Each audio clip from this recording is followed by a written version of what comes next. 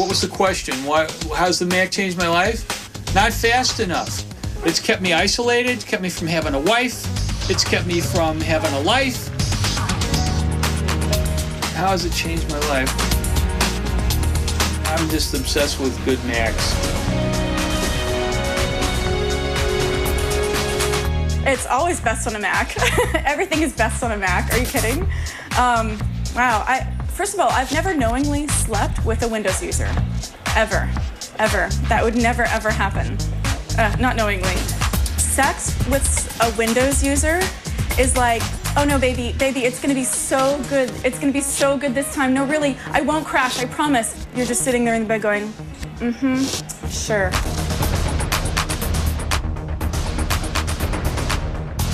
There are basically two groups of computer users. There are the Apple people and the Apple wannabes. Oh my gosh. I've seen a lot of arguments. I've been in a lot of arguments of like Mac versus PC. And I'm obviously very biased, but I've always noticed the Mac people make good constructive points about like the interface and the design of the computers and how much better and easier it is to use. And then always the PC people are just like, yeah, well, Macs suck. Macs are terrible. Like, Macs are pathetic. We get to fight against Linux people who are just as arrogant as we used to be 8 years ago. It's just like when you see your kid take the car out and you say, I understand you're going to have to make your own mistakes someday, son, but someday you'll be as experienced as I am and you'll understand exactly what life as an adult is like. If you can open up every application without anything freezing, when are you ever going to pull yourself away from the computer? With a Windows computer, every so often it doesn't work anymore. And that gives you a chance to engage yourself in the life outside, even if for a few moments while the thing reboots. The few minutes while it reboots, you're just sitting there mad at it. And you're like, yo, I gotta get this out. That's you, angry boy. When my computer reboots, I get a sandwich. I embrace life. I make a phone call. I look out the window and think someday I'll go outside.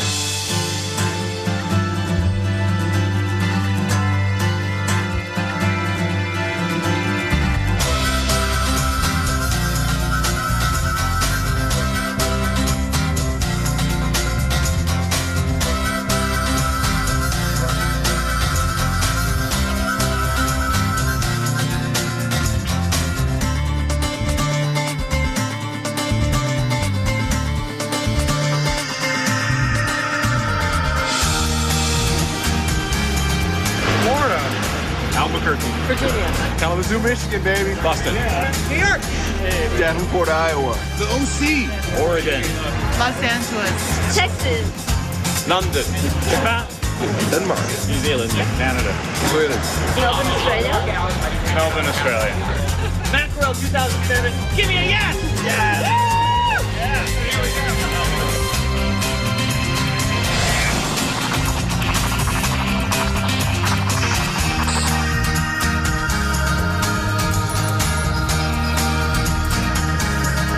I'm wearing an outfit I do wear a couple of times when I've come to Macworld. My homage to Steve Jobs and my belt buckle also thanking him for all the work he's done for the Macintosh community. And my utility kilt, which is just something that I happen to like to wear when I come to Macworld.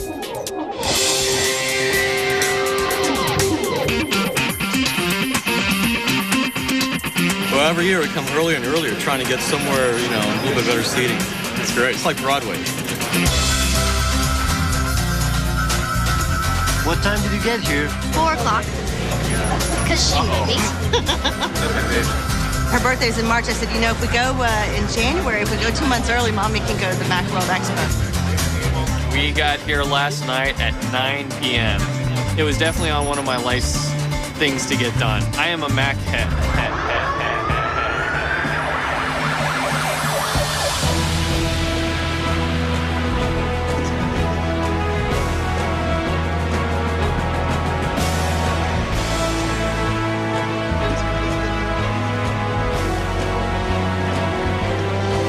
Good morning, ladies and gentlemen.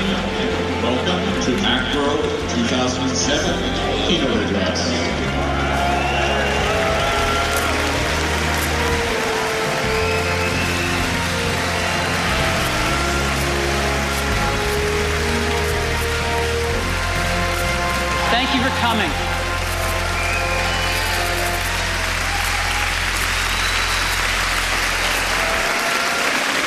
So thank you.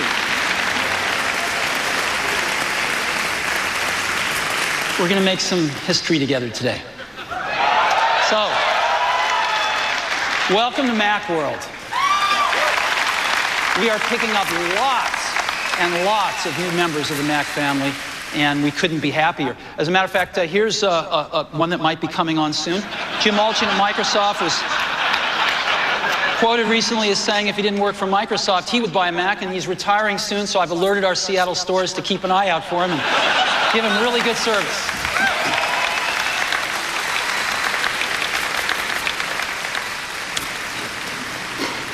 Today, we've added to the Mac and the iPod, we've added Apple TV, and now iPhone. And you know, the Mac is the only one that you really think of as a computer, right? And so we thought about this and we thought, you know, maybe our name should reflect this a little bit more than it does. So we're announcing today, we're dropping the computer from our name, and from this day forward, we're going to be known as Apple Incorporated to reflect the product mix that we have today.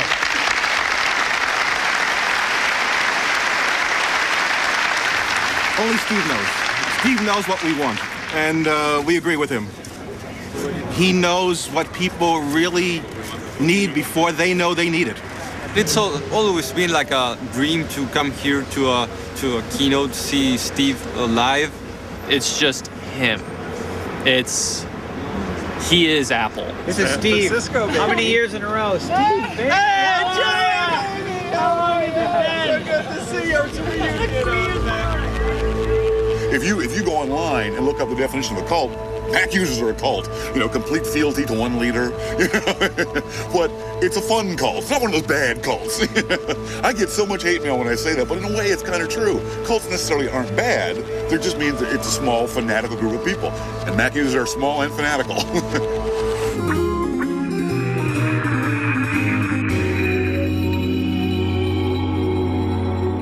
It was just a little more than a year ago that a Macintosh was still something you gave to your teacher. But today there are hundreds of thousands of Macintosh computer owners. Is the Macintosh the computer for the rest of us? And who are the rest of us? It's more sophisticated, yet less complicated. It's more powerful, yet less cumbersome. It can store vast amounts of yesterday. Macintosh, the computer for the rest of us. The whole point of the machine was to make it not only extremely powerful and useful, but also extremely easy to use. 1981 was the genesis year of the Mac project really getting funded, and that's when I joined the project. I'm Daniel Kotke. I was fortunate to have been a friend of Steve Jobs in college, and that's how I got to be the first employee at Apple. Apple quickly got into the fun aspect of technology, and one of the core things about the Mac was graphics, and what you see is what you get. That was the big revolution. The idea came up that we all wanted a computer that you could take to bed with you. In the short history of personal computing, there has never been such a dazzling campaign. In less than a year, the Macintosh was transformed into an instant myth, using pictures instead of words. In the early days, the only people who were using personal computers were hobbyists. They had to build them themselves. Apple was one of the first companies to actually build a prepackaged product. There was a sense of sort of techno-utopia. People were getting together, they were going to change the world through technology. The Macintosh was the anti-IBM, the anti-the man, the big brother. And the kind of people who were attracted to that, you know, to making their own computers, were the kind of people who wanted to change the world.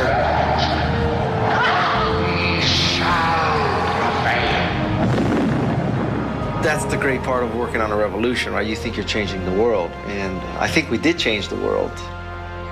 We believed in one person, one computer, controlling his or her own destiny.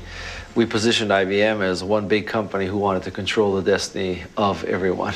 We really believed that this computer, because it was easier to use and still powerful, it would enable a whole different class of people to use computers. We also talked about how society was going to be revamped. I wanted to use my skills as a computer designer to help the world get to this new, better place.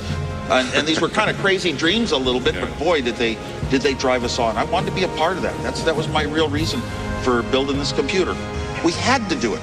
We had to start Apple. Apple always considered itself a revolutionary force, fighting a battle against the empire. It was the force that was fighting against the beige banality of the IBM PC and the Office computer. The whole idea of creating the future really became clear to me that this was something that we could do here. Well, you know, it came out that little box back in '84. It was a big sensation, and everyone's saying, "Man, the Mac, and this thing is like made by stoners for stoners." You know, you can't be a part of Apple, you can't be involved in Apple, you can't be constantly paying attention to Apple without absorbing a great deal of what they profess to be their basic strategy, their basic philosophy. The people at Apple themselves were very non-traditional. These people put out their own advertising campaign for their own product, and the people who resonated with it were the ones who got involved. The Macintosh community had really grown up around this concept of being different.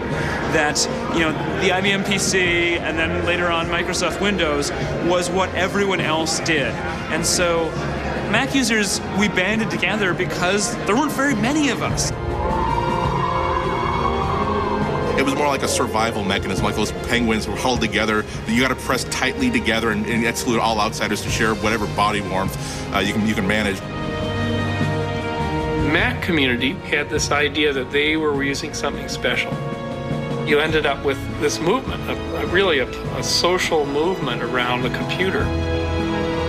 The Mac came not just with a machine in a box, it came with a whole community. We were tremendously excited about discovering together this extraordinary tool, this collaborative tool that would let us do what had been in our dreams for years. Creative community, audio, video, graphics, those people use Macs because it's the overall vision. Computers were for numbers and for databases and, you know, kind of accounting things. And so suddenly this whole creative community was brought to computers and really with the Macintosh just adopted it instantly and to this day really, really uses it.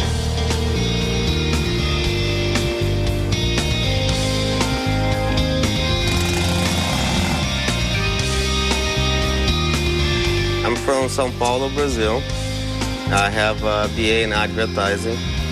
Right now we're looking at my Mac museum. You know, each computer, each piece has its own story. That's part of the reason that I kept and I didn't sell any of my systems. Everybody that will work with us, you know, ad agencies, designers, everybody's on the Mac, and they appreciate like the museum that we put together. So they spend more time looking at the computer instead of bugging me and telling me what to do. My name is Michael Eldred, but everybody calls me Count, and I'm a producer and engineer of music and make noises.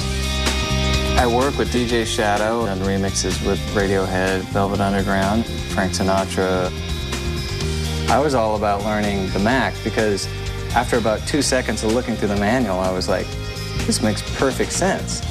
And all the other stuff didn't make sense to me. I mean, only Mac people really put stickers all over their laptops. And I think it's indicative that this is kind of something that's close to me, like my clothing, and it's an identification. It really took the computer away from just being a business application to being something that was personal and was mine.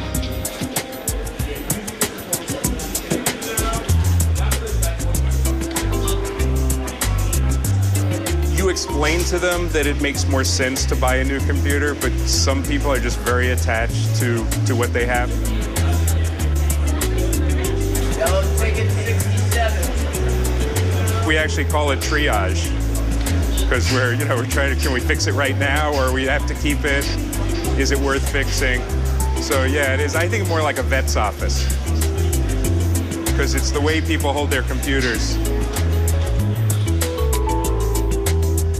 The great thing about the Mac is that you can completely customize it to the types of uses that you want, and it sort of like colors your worldview in a way where it was like, okay, I can self-individuate my computer experience in a way that has meaning to me. If you want to call it technology, I mean, the people who first invented metal swords had a great reverence for their artifacts, right? Any kind of tool that man has ever made that is useful and integral to your life, you're going to have a connection to it. So I just think the Mac falls into that category. No one's fallen in love with their Taurus, right? There's not Taurus user groups and, oh my God, we love Taurus. People have come to consider a Macintosh as an extension of themselves.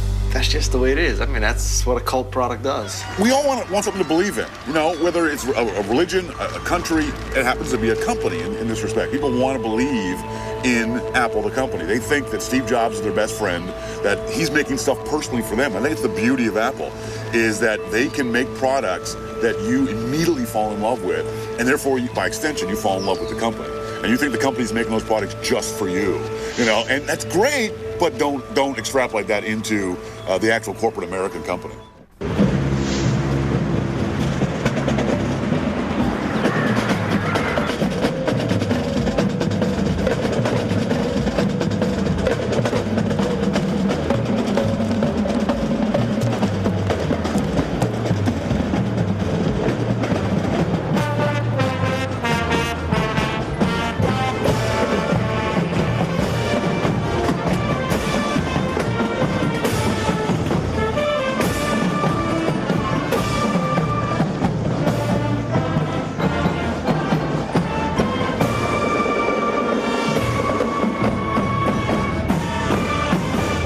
I get more excited about at Expo than anything else in my life. I like doing this. I love coffee. I love my kids. I love my wife. I like my house. I like my camera. I just am fascinated by Apple technology. It's a blast. It used to be that Expo was where you learned about everything that came out. So whatever it was, you wanted to see it, touch it, and see the specs. And there was no internet, so you had one chance a year. And we all went. And we all went as many times as we could, because that's where you got involved. A Macintosh trade show is unlike any other computer conference. In fact, it's more like a love fest than a trade show, with adoring Mac users eager to gobble up the latest Macintosh products and applications. I always say that Muslims go to Mecca, we come to Mecca. The Mac crowd itself is one of the most diverse crowds I've ever seen. And going to the Mac conference, it's like every color, every stripe, every sexual orientation. You know, suddenly it's just like, whoa, here's this huge slice of all these different types of lifestyles, you know?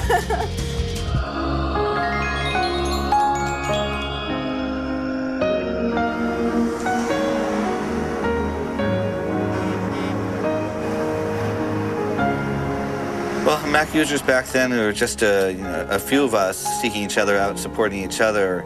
There was not a lot of software. You know, you would go out and buy something because it was all there was to buy. Reese Jones helped get it going. He was the first one down to the computer store to say, hey, let's get a Mac user group going. Joining us in the studio now is Rains Cohen, SysOp of the BMUG Bulletin Board. BMUG stands for Berkeley Mac Users Group. Okay. Well, tell us a little bit about BMUG. What do you do there? Well, we started as a UC Berkeley student group, University of California at Berkeley, and we now about 6,000 members around the world. And how do you, as a users group, see shareware? I mean, what's the point? Well, we are an educational nonprofit organization, and we're sort of in the business of giving away information. We try to build a culture of sharing. The motto of BMUG was, we're in the business of giving away information. BMUG met every week on the Berkeley campus. It was really up to us to support each other, take care of each other, and we built systems to do that, publishing a newsletter twice a year. People started getting together to bring the latest information, tips, techniques. It was, a small core of Mac users compared to a larger field of computer users overall. So it was all about helping each other make the most of our computers. Mac user groups are a way of getting involved in the community on a personal level, as opposed to the internet, which is kind of interpersonal. I can't see your face, I can't hear your voice. They used to be a great resource for software. A lot of them would give out floppy disks back in the day. And it was a way to go once a month and talk to people and get them to talk to you about your Macintosh. The heyday of the user groups was basically when I was in high school. The East Coast had the Boston Computer Society Mac user group. The West Coast had the Berkeley Macintosh users group. Of course, there was lack of internet, lack of message boards. You'd have to go to a meeting, and then someone will say, well, actually, I was doing a bus ad the other day, and there's a $400 program, but there's a $10 trick you can do instead. And you're saying, Tell me about that $10 trick. They were like the internet these days. They used to do a lot of swapping software. They used to bring floppy disks, and they would like illegally trade software with each other by popping it in and out of their computers. We were the largest users group in the United States, probably in the world, actually. It was all a volunteer group, and there were like 9 or 10 of us who would donate, 20 or 30 hours a week. The BIMA group also was very instrumental because we traveled to all the major Apple Macworlds. There was Macworld San Francisco, there was Macworld Boston, there was Macworld Tokyo, there was Macworld Paris, and we would go there and we would help people set up their own users group within the community of that area. So we were really a central clearinghouse of information about the Mac.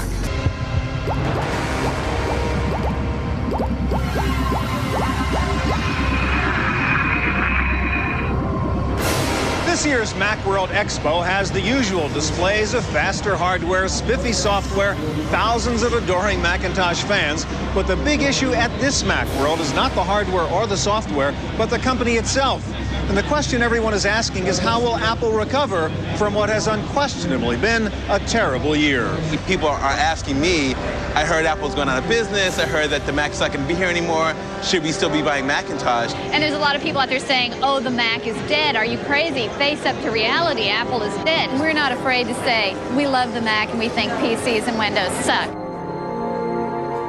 People have been talking about the demise of Apple for the longest time, but it's never really happened. And as we know, that's still 25 million really fiercely loyal customers. You got to be an optimist to be a Mac user, because there were those hard times. There were times when we thought maybe, maybe I'll have to use a Windows system. Maybe there won't be a Mac in a couple of years. It was kind of tough.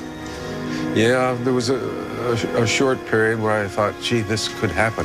I could have to use a PC. I didn't worry a lot about it. I knew it was possible.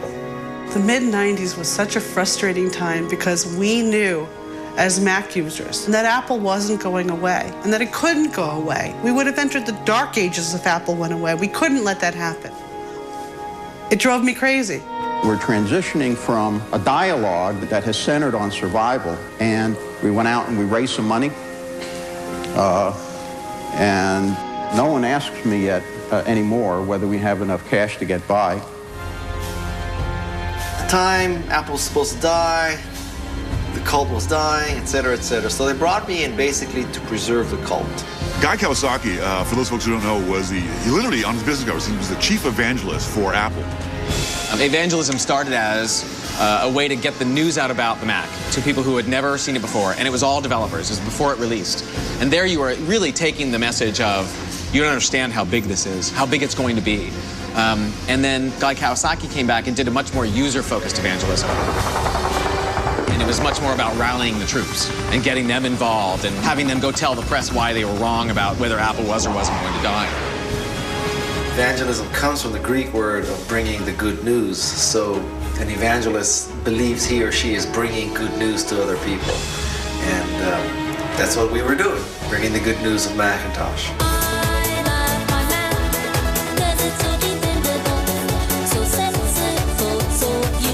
The company realized that it was their customers that were going to save them, and they had all these passionate people, and how do I connect with them? The best way to connect with them is with another person. And Guy went out and connected with individuals.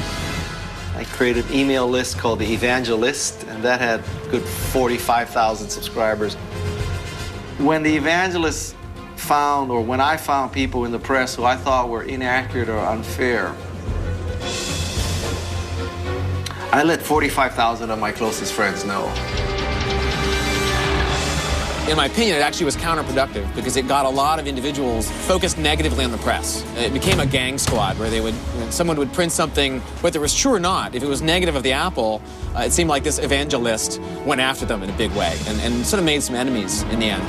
The comparison I always make is like Tony Montana from Scarface. They're spraying the walls with their machine gun, pap, pap, pap, pap, pap, pap, and you're like, honey, sweetie, it's okay to have other computers that work in many ways just as well as the one that you're using. It doesn't diminish your experience at all. It was a wonderful way to keep the community together when it was really feeling like it was falling apart. Apple had a bunch of bad CEOs, they had a bunch of bad products, but they had this wonderful community. Well, they're just, they bleed six colors. Well, Maybe not 6 colors anymore because the logo's not 6 colors anymore, but at the time they were bleeding 6 colors. It really was a religion, and it was a feeling of zealousness that transcends rationality, actually.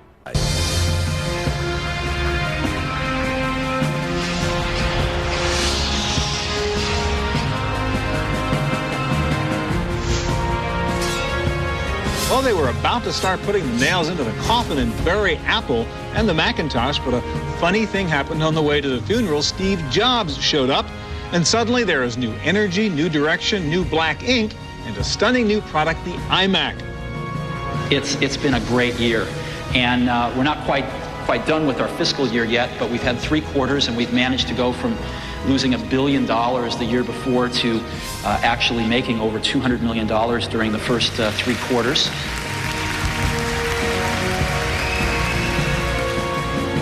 All of a sudden, the Mac platform's revitalized. I mean, there's a lot of reason now to choose Macintosh over Windows or Win95. Apple's bigger than McDonald's. They're not going anywhere. You know, we're already the David, but I think we will overcome the Goliath at some point. Steve Jobs' report on the company's improved fiscal health was no doubt welcome news to Macintosh fans. I thought the world's going to work out better than that, and it has. It's worked out fine. We know what we've got because we can see the alternative. If Macintosh has disappeared, I don't think I'd be as happy, you know? It wouldn't be the same. It was on the brink of the grave, and we can all be grateful to Steve Jobs for resurrecting Apple as a viable company. If you were to ask me what my 3 major influences were, they've got to be, my dad, John Lennon, and Steve Jobs. He's the best. He is the Tom Hanks of CEOs. I'm willing to follow him. I think that whatever he says is fine with me. You're great, Steve. I'll always love you. And Steve said, let there be forgiveness for my people. My people have been down for too long. Great job.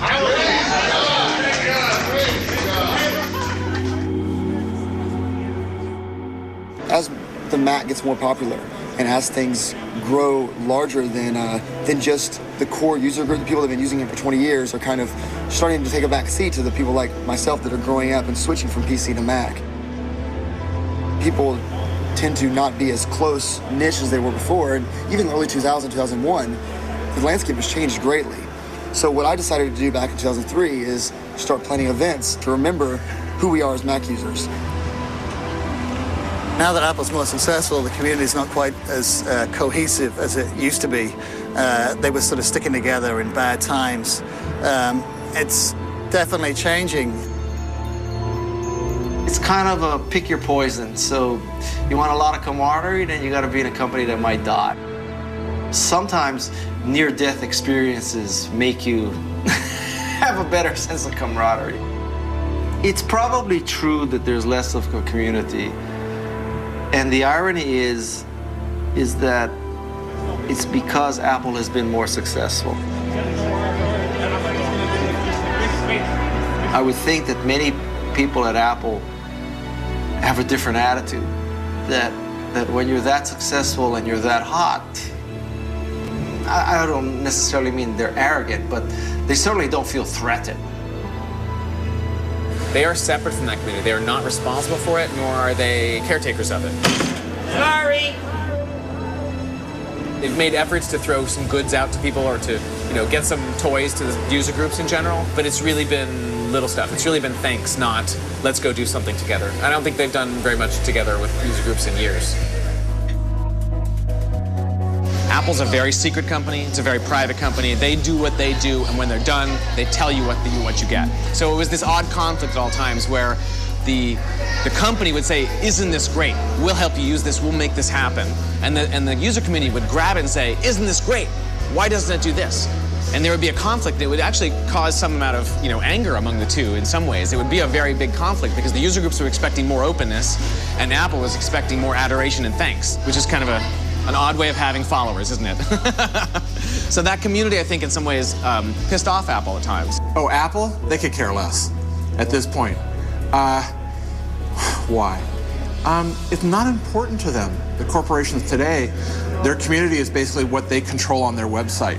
Well, Apple's always had an interesting relationship with user groups. User groups had an element of unpredictability. It's been close and far. I think the Mac community scares Apple to a certain degree because they don't know how to control these people. Apple's all about control now, and you really can't control the user group, although they are your frontline troops. It's almost as if Apple had forgotten their own roots. You know how that happens? And I think it's sad. I don't think they do enough to support the groups anymore. Well, I think that's really interesting because I think it's a natural evolution. I think those who are early adopters in anything, once it becomes mainstream or more people start using it, they feel left out. They feel left behind. I think that's an inevitable thing that happens in evangelist communities or small communities, that sort of bridging the gap for when things go mainstream is a difficult transition. That's it.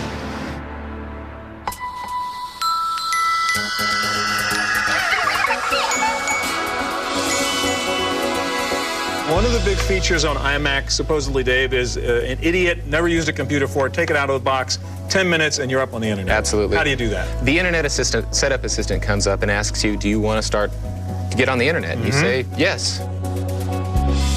It's amazing, though. I was here last year, and the web domination wasn't as obvious. This year, it's just so much about the web.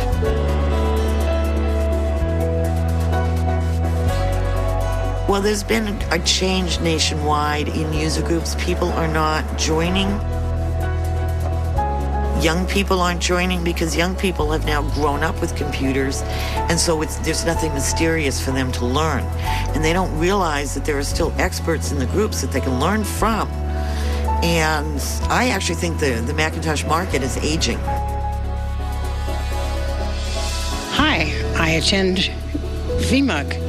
In fact, I wouldn't miss the question period for anything. Not only is there pizza and good camaraderie, but you actually hear real people. I would highly recommend anybody who is interested in purchasing a Macintosh to join the local VMUGs. There's a gap somehow, and that there's a younger group right now. The Mac community? The Mac community, because there's an older group that are very, very dedicated, grew up with the Mac, and we're all 40 and above. And then there's a kind of a jump. The 30-year-olds, 25-year-olds, and then they could get down to about 25 and under. You know, 45, 55-year-olds are going to want to come and meet in person and be part of a group. You know, at some point as you go younger, you've got people who aren't going to want to come sit in a room together. They're used to doing online stuff. You know, and that was one of the things that we saw really changing with VMUG. You know, it starts to lose its point. BMUG had a good 10, 15-year run, and then this internet thing came along. And suddenly, publishing a book twice a year was no longer the most effective way of communicating with people. Eventually, we were able to do a Chapter 7 bankruptcy, got rid of the debt, got rid of the office, got rid of the staff. So there's definitely, I share the concern I've heard that there's, with the internet, people get together, they go out, they find their answer, and then they don't come back. They don't build the lasting community connections. It'll be different. It won't look like what it used to look like.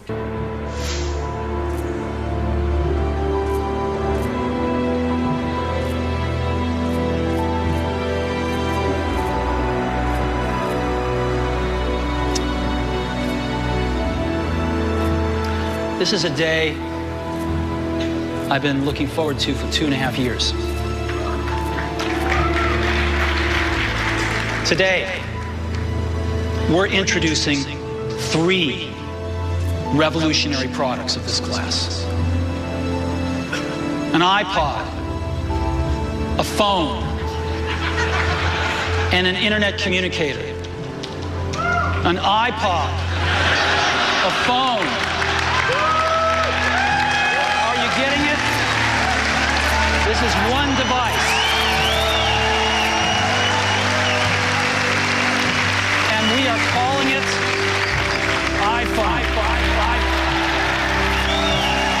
Today, Apple is going to reinvent the phone.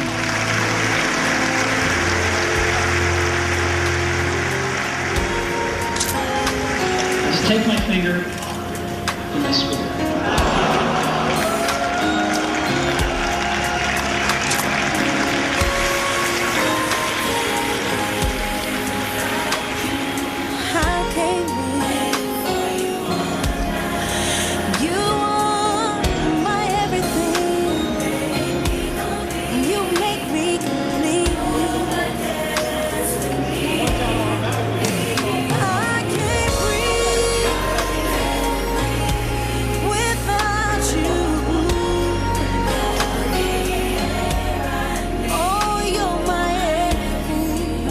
know where Apple's taking this. I've slowly seen more keynotes devoted to the iPod, more keynotes devoted to, we have FM transmitters and Apple's making cases now, and it is kind of troubling. I don't know a way to put it, but it's losing its face as a community and becoming more or less just a brand. There's been some talk that people are very disappointed because it's been all about the iPhone, all about Apple TV, and there really wasn't any Mac stuff announced by Apple. Now, when you look at what Apple's done over the past few years, they seem to be moving, not away from the Mac, but they seem to be moving in different areas. Yep. You folks have to realize that Apple works on a news cycle, and that's it. Move on.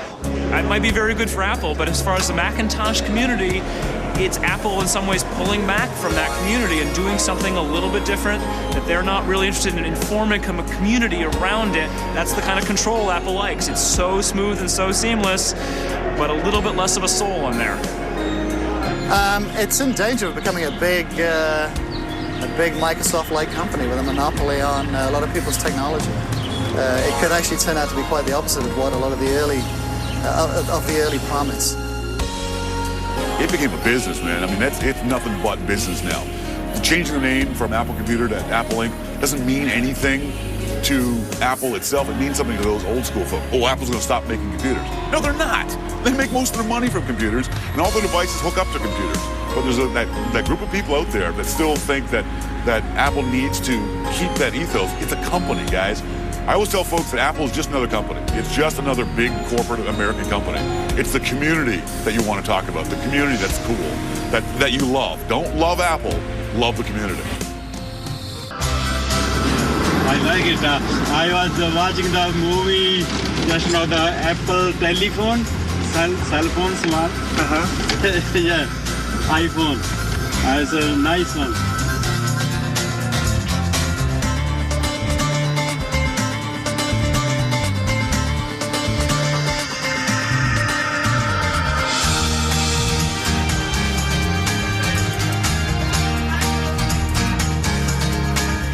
I'm here, be first in line for the new iPhone. How long have you been here? 5 days, since Monday, 5 a.m. My voice is gone, I feel exhausted, just can't wait to be in my own bed. Are you an Apple fanatic? I follow the iPods, yes, but I haven't, I don't own an iPod, I don't own a Mac. What time did you guys get here? Been here since like 9 o'clock this morning. Actually, I just met her here, but I came here with my brother. The only Apple product I own is an iPod. We were here during the rain last night, the rain again earlier today, the blazing hot sun. It's crazy. Oh, I have an iPod, that's about it. It's pretty much self-explanatory. Hottest device, have to have it. Another analogy comes to mind, but you know, once you go Apple, you don't go back. I'm here because somebody gave me $200 to sit and hang out. I've been here so long. Thank you, buddy. I have a mobile. If I didn't have to make some phone calls between now and 6:30, I'd smash this on the floor in front of y'all. I don't even throw the well, whatever. That's garbage. This is what I've been waiting online for some nitwit enthusiast to hurl to the floor, but gently so it doesn't break, something far better than anything I have ever had, and that brings me ever so closer to that nirvana that is the overpriced world of Mac products.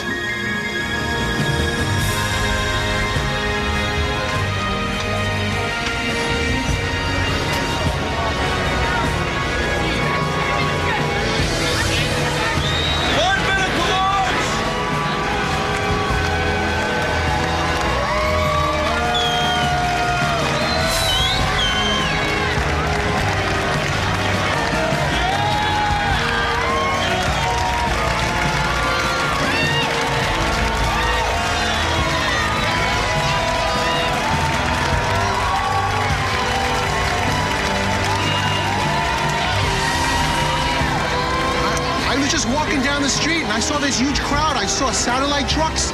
I saw about thousands of people. And I said, what the hell's going on? Is Paris Hilton in town? I mean, it's like a media circus. People are giving away chairs. It's crazy. It's crazy. So I asked somebody, I said, what's going on? They said, oh, well, it's selling a phone. We want to buy a phone. I said, what? You want to buy a phone? I got one. I got one. See that? What you gonna do with it? It's pretty heavy. I might use it as a doorstop. It's just a phone, guys. Come on.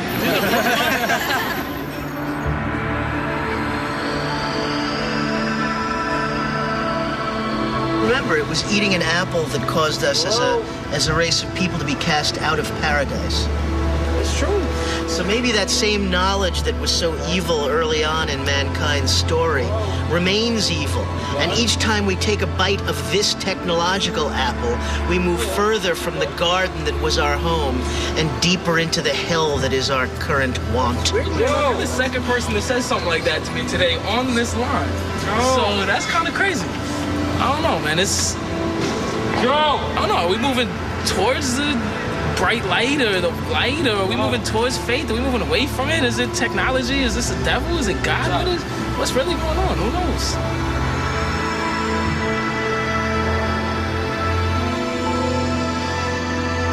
Big Brother is watching. Emails, searches, phone calls. Who wins in the battle between your privacy and profits? Big Brother, Big Business. Part of CNBC Originals Tech Week. Tomorrow, 9 Eastern. Sponsored by the CNBC Real-Time app. How on earth can you cash in on the $1 billion app business? Planet of the Apps, a handheld revolution. Next.